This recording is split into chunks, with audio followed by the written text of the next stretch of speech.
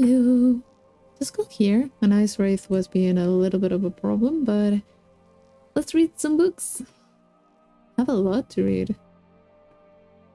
I have even more books on the house, so I don't know how much I'll be able to read. Let's not waste much time.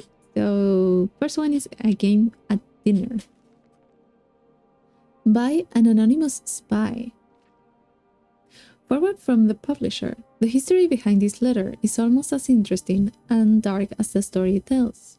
The original letter to the mysterious Downine was copied and began circulating around the ashlands of Ardenfell a few months ago. In time, a print found its way to the mainland and Prince Halalu Helseth's palace outside Almalexia. While the reader may conclude after reading this letter that the prince would be furious about such a work, impugning his highness with great malevolence, quite the reverse was true.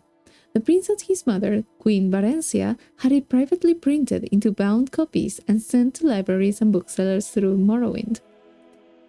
The moment I read Helseth, I was like, is that Varencia's son? That's interesting.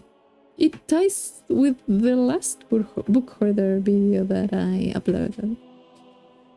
As a matter of record, the prince and the queen have not officially stated whether the letter is a work of pure imagination or based on an actual occurrence.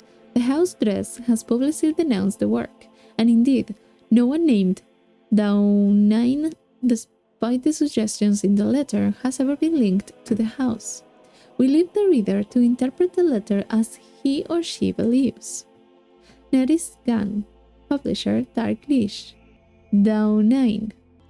You asked for a detailed description of my experience last night, and the reasons for my plea to the house dress for another assignment. I hope I have served you well in my capacity as informant in the court of Prince Helseth, a man who I have stated in many previous reports could teach Molag Bal how to scheme. As you know, I have spent nearly a year now working my way into his inner circle of advisors. He was in need of friendship when he first arrived in Morrowind and eagerly took to me and a few others. Still, he was disinclined to trust any of us, which is perhaps not surprising, given his tenuous position in Morrowind society. For your holiness' recollection, the prince is the eldest son of Varencia, who was once the queen of Morrowind and once the queen of the High Rock, kingdom of Wayrest.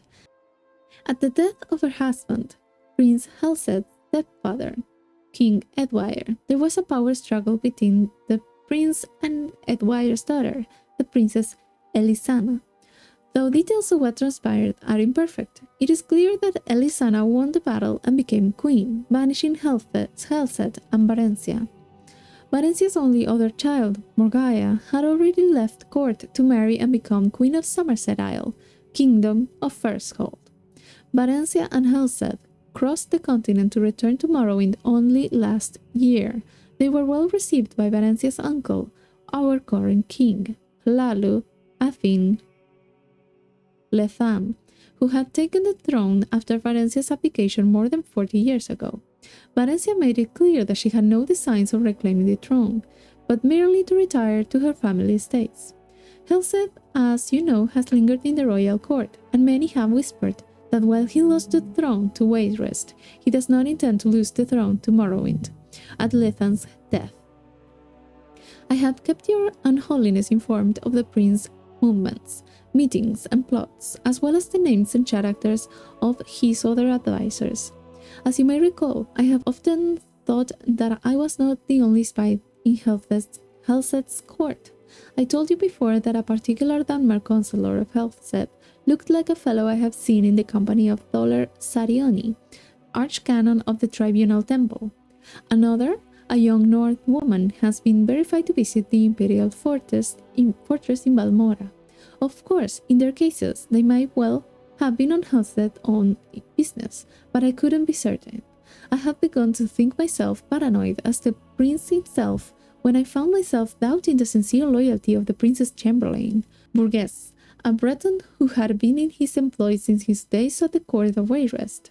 That is the background on last night. Yesterday morning, I received a court invitation to dine with the prince. Based only on my own paranoia, I dispatched one of my servants, who is a good and loyal servant of the house Dress, to watch the palace and report back anything unusual. Just before dinner, he returned and told me what he had witnessed. A man, cloaked in rags, had been given entrance to the palace, and had stayed there for some time. When he left, my servant saw his face beneath a cloak. An alchemist of infamous repute, said to be leading suppliers of exotic poisons, a fine observer. My servant also noticed that the alchemist entered the palace smelling of wickweed, bittergreen, and something alien and sweet. When he left, he was odorless. He had come to the same conclusion as I did. The prince had procured ingredients to prepare a poison. Bittergreen alone is deadly when eaten raw, but the other ingredients suggested something far deeper, as your unholiness cannot doubtless imagine. I went to dinner that night, prepared for any eventuality. All of Prince Halfet's other counselors were in attendance, and I noticed that all were slightly apprehensive. Of course, I imagined that I was in a nest of spies, and all knew of the prince's mysterious meeting. It is just as likely that some knew of the alchemist's visit, while others were simply concerned by the nature of the prince's invitation, and still others merely unconsciously adopted the tense disposition of their fellow, better informed counselors. The prince, however, was in fine mettle and soon had everyone relaxed and at ease. At 9, we were all ushered into his dining hall where the feast had been laid out. And what a feast! Honey-eyed goroplas, fragrant stews, roasts in various blood sauces, and every variety of fish and fowl expertly and ostentatiously prepared. Crystal and gold flagoons of wine, flin, sheen, maste, were at our seats to be savoured as appropriate with each course. As tantalizing as the aromas were, it occurred to me that in such a maze of spices and flavours, a discreet poison would be undetectable. Throughout the meal, I maintained the illusion of eating the food and drinking the liquor, but I was surreptitious and swallowed nothing. Finally, the plates and food were cleared from the table, and a tureen of a spicy broth was placed in the center of the banquet. The servant who brought it then retired, closing the banquet hall door behind him. "It smells divine, my prince," said the Marchioness Kolgar, the Nord woman, "but I cannot eat another thing." "Your Highness," I added, feigning a tone of friendliness and slight intoxication, "you know that everyone at this table would gladly die to put you on the throne of Morrowind, but is it really necessary that we gorge ourselves to death?" The others at the table agreed with appreciative groans. Prince Helseth smiled. "I swear by Barnima, the gifter, my dark liege, even you have never seen a smile such as this one." Ironic words. You see, an alchemist visited me today, and some of you already doubtless know. He showed me how to make a marvelous poison, and its antidote, a most potent potion, excellent for my purposes. No restoration spell will aid you once you have ingested it. Only the antidote in the tureen will save you from certain death. And what a death, from what I've heard. I am eager to see if the effects are all that the alchemist promised. It should be horribly painful for the afflicted, but quite entertaining. No one said a word. I could feel my heart beating hard in my chest. "Your Highness," said Alarat, the Dunmer I suspected of allegiance with the temple, "have you poisoned someone at this table?" "You're very astute, Alarat," said Prince Helseth, looking about the table, eyeing each of his advisors carefully. "Little wonder I value your counsel, as indeed I value all in this room. It would be perhaps easiest for me to say who I haven't poisoned. I haven't poisoned any who serve but one master, any whose loyalty to me is sincere. I haven't poisoned any person who wants to see King Helseth on the throne of Morrowind. I haven't poisoned anyone who isn't a spy of the Empire, the Temple, the House of Delvani, the House of Redoran, the House of Indoril, the House of Dress." "Your Unholiness," He looked directly at me at his last words. I know that in certainty, my face is practiced at keeping my thoughts from showing.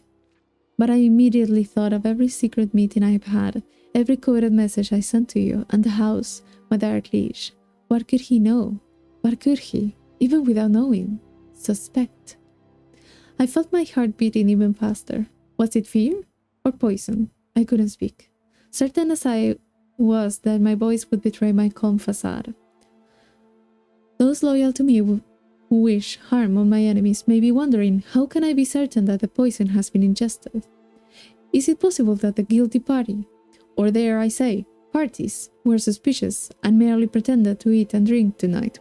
Of course, but even the craftiest of pretenders would have to raise a glass to his or her lips and put empty forks or spoons in their mouth to play the charade. The food, you see, was not poisoned. The cups and cutlery were. If you did not partake out of fear, you're poisoned just the same, and sadly missed an excellent roast. Sweat bathed on my face and I turned from the prince so he would not see. My fellow advisors, all of them, were frozen in their seats. From the Marchioness Colgar, white with fear, to Kemma, Ineva, visibly shaking, from the furrowed, angry brow of Alarad to the statue-like stare of Vargas. I couldn't help thinking then, could the prince's entire consulship be compromised of nothing but spies? Was there any person at the table loyal? And then I thought, what if I were not a spy myself? Would I trust Halseth to know that? No one knows better than his advisors both the depth of the prince's paranoia and the utter implacability of his ambition. If I were not a spy of the house dress, even then, would I be safe? Could a loyalist be poisoned because of a not-so-innocent misjudgment? The others must have been thinking the same, loyalists and spies alike. While my mind whirled, I could hear the prince's voice, addressing all assembled. The poison acts quickly. If the antidote is not taken within 1 minute from now, here will be death at the table. I couldn't decide whether I had been poisoned or not. My stomach ached, but I reminded myself it might have been the result of sitting at a sumptuous banquet and not partaking. My heart shook in my chest, and a bitter taste like trama root stung my lips. Again, was it fear or poison? These are the last words you will hear if you are disloyal to me, said Prince Halseth, still smiling the damn smile as he watched his advisors squirming in their seats. Take the antidote and leave. Could I believe him? I thought of what I knew of the prince and his character. Would he kill a self-confessed spy at his court, or would he rather send the vanquished back to his masters? The prince was ruthless, but either possibility was within his manner. Surely the theatricality of this whole dinner was meant to be a presentation to instill fear. What would my ancestors say if I joined them after sitting at a table, eventually dying of poison? What would they say if I took the antidote, confessing my allegiance to you and the house dress, and was summarily executed? And I confess, I thought of what you might do to me, even if I was dead. I had grown so lightheaded and filled with my own thoughts that I didn't see Burgess jump from his seat. I was only suddenly aware that he had the tureen in his hands and was gulping down the liquid within. There were guards all around, though I never noticed them entering. Burgess, said Prince Halseth, still smiling. You have spent some time at Gosgate, House Redderand. You didn't know? Burgess laughed sorely. No house. I report to your stepsister, the Queen of Wayrest. I have always been in her employ. By Akatosh, you poisoned me because you thought I was working for some damnable dark elves. You're half right, said the prince. I didn't guess who you were working for, or even that you were a spy. But you're also wrong about me poisoning you. You poisoned yourself when you drank from the tureen. I knew it. Your unholiness. You don't need to hear how Burgess died. I know that if you have seen much over the many years of your existence, but you truly don't want to know. I wish I could erase the memory of his agonies from my own mind. The council was dismissed shortly thereafter. I do not know if Prince Helseth knows or suspects that I, too, am a spy. I do not know how many others that last night were as close as I was from drinking from that tureen before Burgess did. I only know that if the prince does not suspect me now, he will.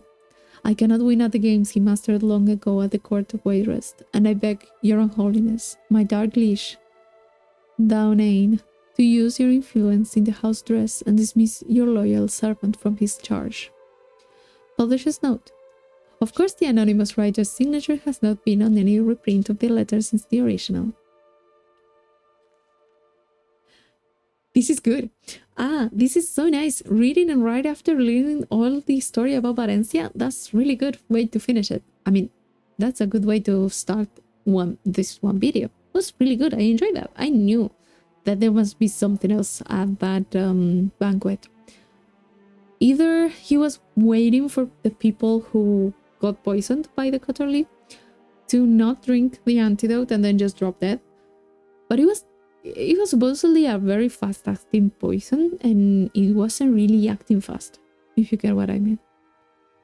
So I was like, okay, maybe that's the supposed antidote is the poison. So one of them at least dies from ingesting it, and then everyone's being warned. It's really good. Really good. Okay, so Cherim's heart. Oh, smithing increased. Don't mind if I do. Give me a second. Yeah, let's get that. Yeah. Oh, I have 4 perks. I'll need to upload that. Okay, Cherim's heart. Interviews with Tapestrists, Volume 18. Cherim's Heart of Anekina by Livinus Perus, professor at the Imperial University. Contemporary with Makamat Lucin, interviewed in Volume 17 of this series, is the Kashid Cherim, whose tapestries have been hailed as masterpieces all over the empire for nigh on 30 years now. His 4 factories, located throughout elsewhere, make reproductions of his work, but his original tapestries command stellar prices. The emperor himself owns 10 Cherim tapestries, and his representatives are currently negotiating the sale of 5 more. The muted use of color contrasted with the luminous skin tones of Cherim's subjects is a marked contrast with the old style of tapestry. The subjects of his work in recent years have been fabulous tales of the ancient past, the gods meeting to discuss the formation of the world, the Chimer following the prophet Beloth into Morrowind, the wild elves battling Morihaus and his legions at the White Gold Tower. His earliest designs dealt with more contemporary subjects. I had the opportunity to discuss with him one of the first masterpieces, the Heart of Anekina, at his villa in Orcrest.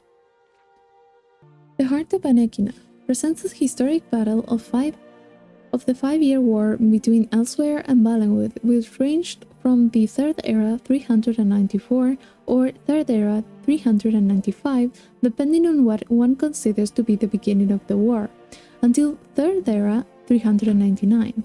In most fair accounts, the war lasted 4 years and 9 months, but artistic license from the great epic poets added an additional 3 months to the ordeal.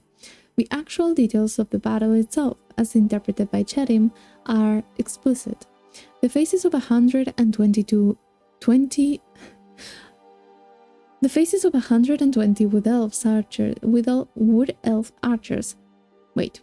The faces of 120 wood elf archers can be differentiated one from the other, each registering fear at the approach of the Kashidi army. Their hauberks catch the dim light of the sun. The menacing shadows of the Elsewhere battlecats loom on the hills, every muscle strained, ready to pounce in command. It is not surprising that he got all the details right, because Cherim was in the midst of it, as a Kashiti foot soldier. Every minute part of the Kashiti traditional armor can be seen in the soldiers in the foreground, the embroidered edging and striped patterns of the tunics. each lacquered plate on loose-fitting leather in the elsewhere style, the helmets of cloth and fluted silver. Cherim does not understand the point of plate mail, said Cherim. It is hot, for one, like being both burned and buried alive. Cherim wore it at the insistence of our North advisors during the Battle of Selinin, and Cherim couldn't even turn to see what my fellow Kashid were doing. Cherim did some sketches for a tapestry of the Battle of Selinin, but Cherim finds that to make it realistic, the figures came out very mechanical, like iron golems or Dwemer centurions following our Kashidi commanders. Cherim would not be surprised if giving up the heavy plate was more aesthetic than practical. Elsewhere lost the Battle of Selinin, didn't she? Yes, but Elsewhere won the war, starting at the next battle, the heart of Agnekina, said Cherim with a smile. The tide turned as soon as we Kashid sent our Nordic advisors back to solitude. We had to get rid of all the heavy armor they brought to us and find enough traditional armor our troops felt comfortable wearing. Obviously, the principal advantage of the traditional armor was that we could move easily in it, as you can see from the natural stances of the soldiers in the tapestry.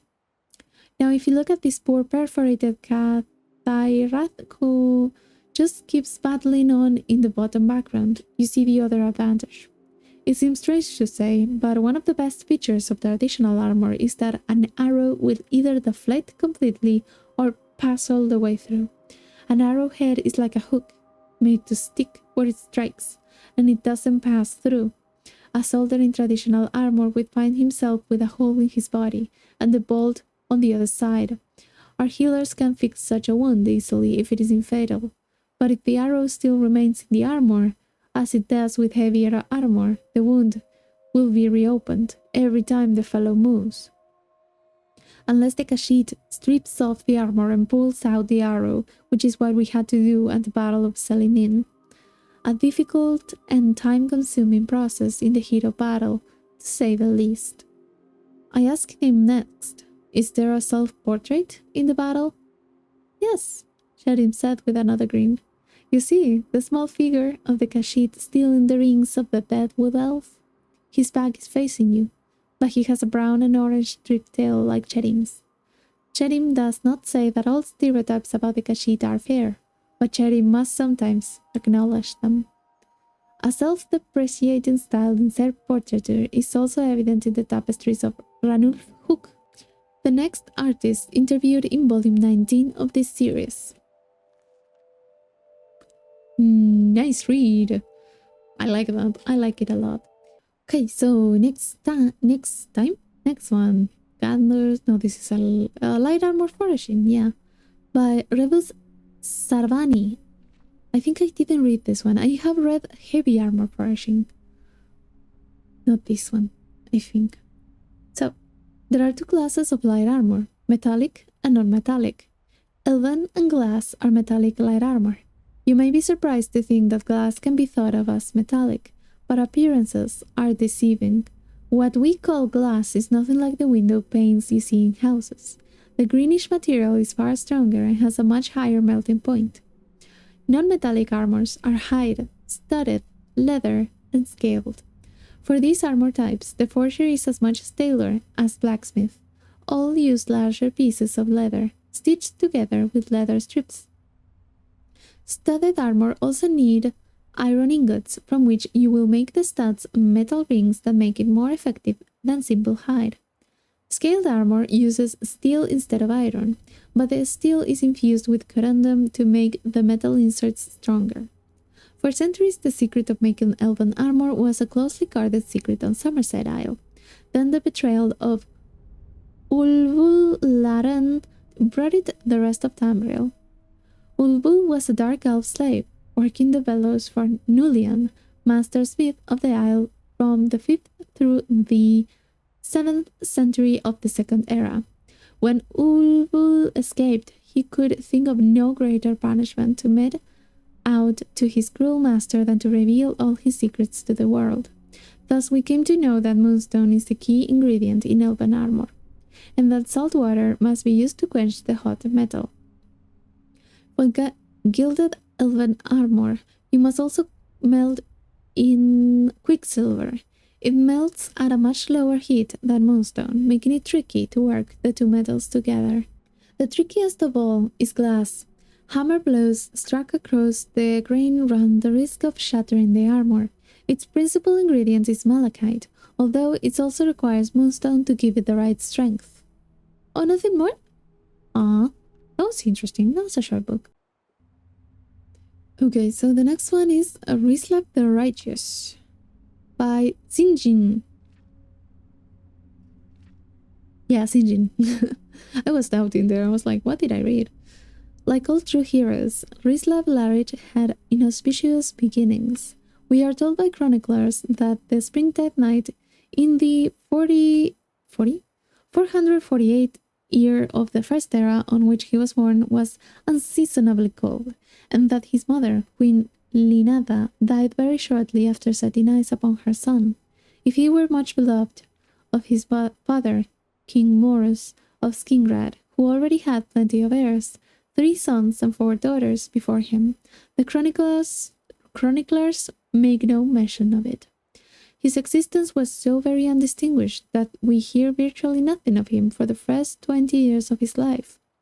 His schooling, we can suppose, was similar to that of any spare prince in the Colovian West, with alien tutors to teach him the ways of hunting and battle. Etiquette, religious instruction, and even basic statecraft were seldom a part of the training of a prince of Highlands, as it was in the more civilized valley of Nivernais.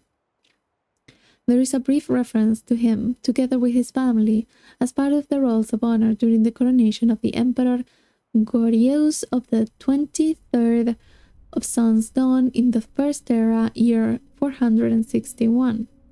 The ceremony, of course, held during the time of the Alician doctrines of Marco, and so was without entertainment, but the 13-year-old Rislav was still witness to some of the greatest figures of legend. The beast of Anekina, Darlok Brae, represented his kingdom, giving honor to the empire. The chieftain of SKYRIM, Shorik the White, and his son Hoag were in attendance, and despite the empire's intolerance of all elves, Chimer Indoril, Nerevar, and Dwarmer Dunmag, Dwarf King, were evidently there as well, diplomatically representing Restane, and all in relative peace. Also mentioned on the rolls was a young mayor in service to the imperial court of High Rock, who was to have a great history with Rislav, Rain Direni. Whether the 2 young men of about the same age met and conversed is entirely the stuff of historians' fancy. Rian is spoken of in praising words as a powerful landowner, eventually buying the island of Balfiera in the Iliac Bay and gradually conquering all of High Rock and large parts of Hammerfell and Skyrim. But Rislav is not heard of again in history's books, or for another 17 years. We can only offer supposition based on the facts that follow. Children of kings are, of course, married to the children of other kings to bind allegiances. The kingdoms of Skingrad and Wabbajack skirmished over common territory throughout the 5th century until they reached a peace in the year 472. The details of this accord are not recorded, but since we know that Prince Rislav was in the court of Wabbajack 6 years later as husband to Belene, the daughter of King Justinius, it is fair to make an educated guess that they were married then to make peace. This brings us to the year 478, when a great plague swept through all of Cyrodiil and seemed particularly concentrated on the independent Colovian West. Among the victims were King Morus and the rest of the entire royal family in Skingrad. Rislav's only surviving elder brother, Dorald, survived, being in the imperial city as a priest of Marco. He returned to his homeland to assume the throne. Of Dorald we have some history. The king's second son, he was slightly simple-minded and evidently very pious.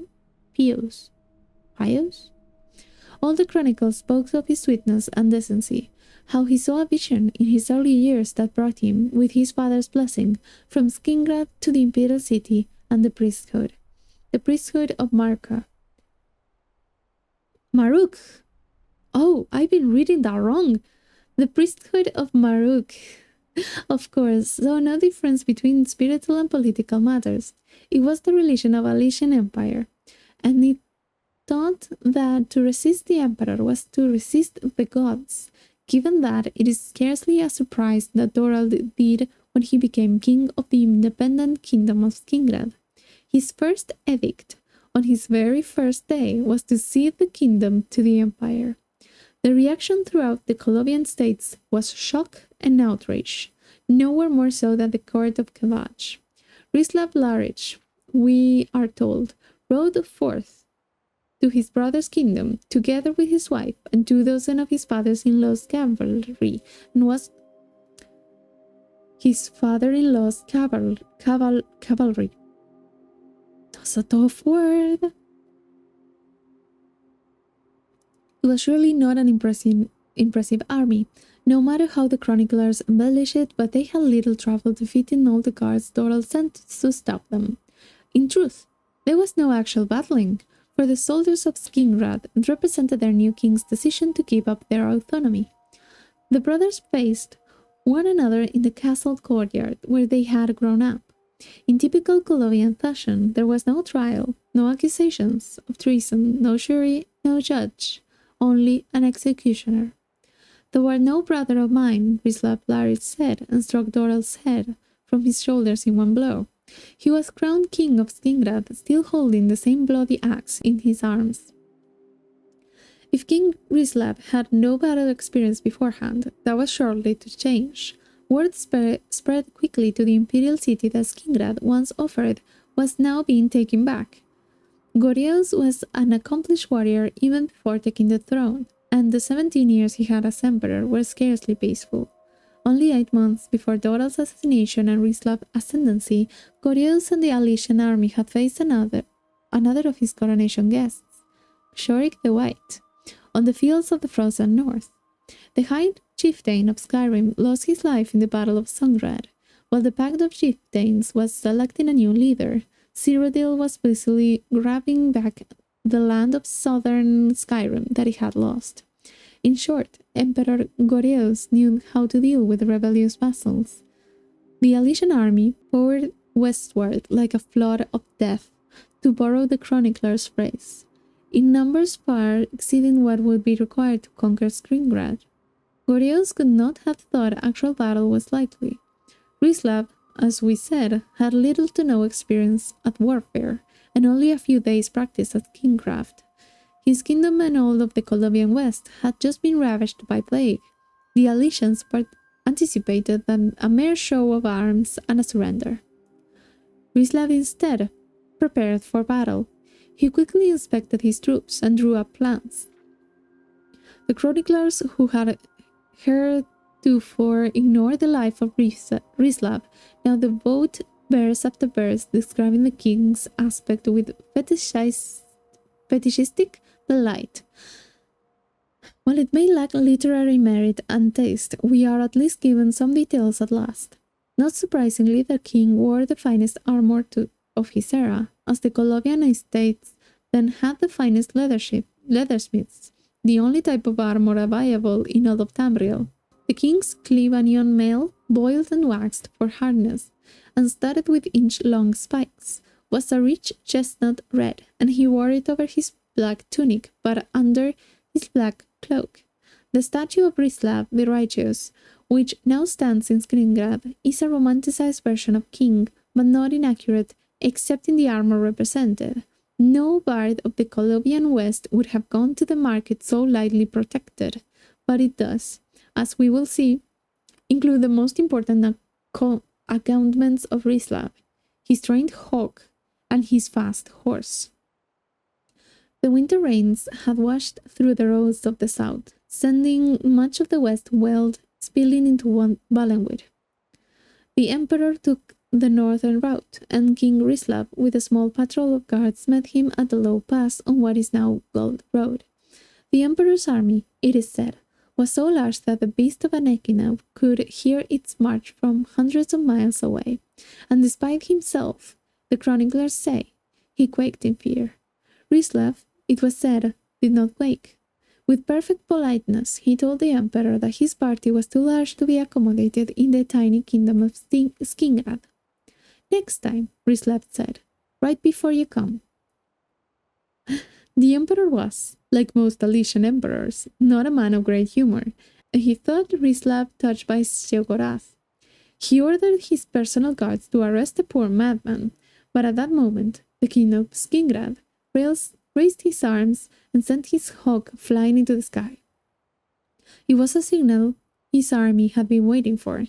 The Alicians were all within the pass and the range of their arrows. King Rislav and his guard began riding westward as fast as they had been kissed by wild Kinnereth, as the chronicler said. He did not dare to look behind him, but his plan went faultlessly. The far eastern end of the pass was sealed by rolling boulders, giving the Alicia no direction to go but westward. The Skingrad archers rained arrows down upon the imperial army from the above of the plateaus, remaining safe from the reprisal. The furious Emperor Gorios chased Rislav from the wealth of the highlands, leaving Skingrad far behind, all the while his army growing steadily smaller and smaller. In the ancient highland forest, the imperial army met the army of Rislav's father-in-law, the king of Wabbajck. The Alician army likely still outnumbered their opponents, but they were exhausted and their morale had been obliterated by the chase amid the sea of arrows. After an hour's battle, they retreated north to what is now the Imperial Reserve, and from there further north and east, to slip back to nurse their wounds and pride in Nivernais. It was the beginning of the end of the Alician hegemony. The kings of the Colovian West joined with Wabbajck and Skingrad to resist imperial incursions. The clan Direni under Riain was inspired to outlaw the religion of the Alician reform throughout his lands in High Rock and began pushing into the imperial territories. The new high chief of SKYRIM, Wabbajck, now called Wabbajck Merkiller, though sharing the emperor's official xenophobia, also joined the resistance. His heir, King Ysmir Wulfharth of Atmora, helped continue the struggle upon Wabbajck's death in battle, and also ensured his place in history. The heroic king of Skingrad, who faced the emperor's army virtually alone and triggered its end, justly deserves his sobriquet of Rislav the Righteous. Oh, nothing more? Oh, I was expecting more. Good book. That's nice. Really nice. The Wabbajack. How is it that he says it? Because he says it's really weird. Wabbajack! Or something like that. I don't remember it. It's a little madman, that dude. I need to do that quest. So nice, so fun. And I also want the Wabbajack. Little boys shouldn't summon the forces of eternal darkness unless they have an adult supervising. I know. But on that sunny night, on the 5th of first seed, I didn't want an adult. I wanted Hermeus Mora, the Dedra of knowledge, learning gums and varnishes, you see. I was told by a beautiful, large-breasted man who lived under the library in my hometown that the 5th of first seed was Hermeus Mora's night. And if I wanted the Ogma Infinium, which we got, the Book of Knowledge, I had to summon him. When you're the new king of solitude, every bit of knowledge helps. Normally you need a witch's coven or a mage's guild, or at least matching pillowcase and sheets to invoke a prince of oblivion. The man under the library showed me how to do it myself. He told me to wait until the storm was at its height before shaving the cat. I have forgotten the rest of the ceremony. It doesn't matter. Someone appeared who I thought was Hermeus Mora. The only thing that made me somewhat suspicious was Hermeus Mora, from what I read, was a big, blobby, multi-eyed, clawed monstrosity, and this guy looked like a waist-coated banker. Also, he kept calling himself Sheogorath, not Hermeus Mora. Still, I was so happy to have successfully summoned Hermeus Mora These inconsistencies did not bother me. He had me do some things that didn't make any sense to me, beyond the mortal scope, breadth, and ken, I suppose. And then his servant happily gave me something he called the Wabbajack. Wabbajack, Wabbajack, Wabbajack, Wabbajack, Wabbajack, Wabbajack, Wabbajack, Wabbajack, Wabbajack. Maybe the Wabbajack is the book of knowledge. Maybe I'm smarter because I know cats can be bats, and the rats can be hats, and the gnats can be dats, and the... I was doing so well. Wait, no, I need to repeat that. Maybe the Wabbajack is the book of knowledge. Maybe I'm smarter because I know cats can be bats, can be rats, can be hats, can be gnats, can be that, can be pieces, and the doors can be boars, can be snores, can be floors, can be roars, can be spores, can be yours, can be mine. I must be smart, for the interconnective system is very clear to me. Then why, or wherefore, do people keep calling me mad? Wabbajack, Wabbajack, Wabbajack. I'm proud of myself. I stuttered a little bit, but I read that. My dyslexia was I don't know. I think I turned it off for that. Oh god, that was fun. That's a fun read. I just imagine you're trying to summon a Daedric Lord, like this dude, and you're expecting one, and another one appears. Nothing like the one that you wanted. Calls himself by another name because Shogarat doesn't even try to seem like Hermeos Mora. And you're just like, okay, I couldn't have gotten it wrong. I need to do that quest. I need to do Shogarat's quest. It's so fun. I want the Wabbajack. The Wabbajack. Okay, War of the First Consul by Agrippa Fundilius. Did I read this? But the imperial scholar Agrippa Fundilius is based on the various imperial and Dharma sources and written for Western readers. Did I read this? I think I read it. Wait. The War of the First Consul was a first-stage religious conflict between the secular Dhamma houses Dwemer and Dagoth and the orthodox Dhamma houses Indor and Thredor and Dres, Hlalu and Tarvani. The First Council was the first pan-Dhamma governing body, which collapsed over disputes about sorceries and enchantments practiced by the Dwemer that declared profane by the other houses. Yes, I already read this one. Okay, so that's all. That's all, yeah. That's all I had. I mean, it's quite a lot. That's the Serpent Stone, for anyone, if anyone was wondering. I have this one following me. A little tiny friend, so they can help me. You can help me with the getting stuff. I am now officially a loot bug. I cannot take both of them, I think. I just took one, and Lydia also follows me. She's so worried about him. It's okay, don't worry. They are a friend, and you just need to concentrate on yourself, okay? You can take more books with me. With this little one here. Can I rename you? Put you like something else? Okay. No, I'm not going to leave you here. I just want you to... Yeah. I need to see if they can die or something. Just, I don't want to lose them. So yeah, that's it for today. So goodbye. Bye-bye. Hope you had fun with me reading the books. It was really interesting. And yeah. I'll see you in the next one. Bye-bye. The Wabbajack.